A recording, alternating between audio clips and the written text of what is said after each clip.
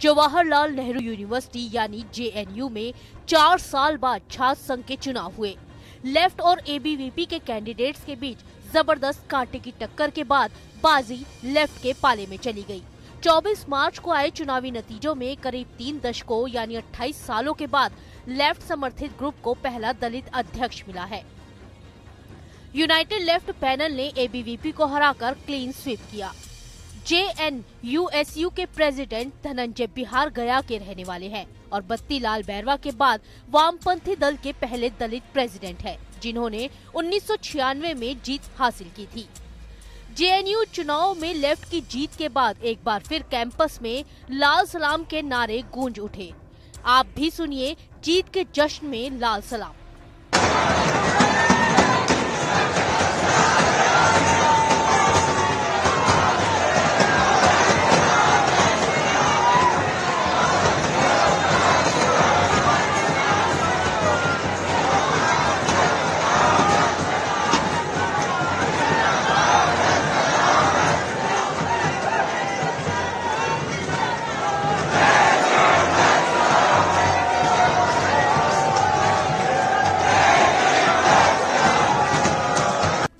अपने जीत हासिल करने वाले धनंजय का वेलकम उनको सपोर्ट करने वाले स्टूडेंट्स ने लाल सलाम के नारों से कैसे किया। उम्मीदवारों की जीत का जश्न मनाने के लिए छात्रों ने लाल और सफेद झंडे भी लहराए। ऐसा पहली बार नहीं है कि जेएनयू के कैंपस में लाल सलाम का नारा गूंजा हो। माना जाने लगा है कि ये नारा लेफ्ट की पहचान बन चुका है। आखिर वामपंथी विचारधारा के लोग लाल सलाम ही क्यों बोलते हैं? वो नीला, पीला या किसी और रंग का इस्तेमाल क्यों नहीं करते? लाल सलाम नारा है क्या और इसका मतलब क्या है? इस नारे के साथ जेएनयू में विवाद आखिर क्यों पैदा होते रहते हैं? तो चलिए आपको बताते हैं। दरअसल लाल का मतलब क्रांति होता है। सलाम का मतलब सलाम यानी किसी का अभिवादन करना होता है। मतलब वामपंथी विचारधारा के हिसाब से ये हुआ क्रांति को सलाम। भारत में ये शब्द नक्सलवाद, माओवाद और वामपंथ से जुड़े लोग इस्तेमाल करते हैं। कभी कभी इसे सूक्ष्म सलाम भी कहा जाता है।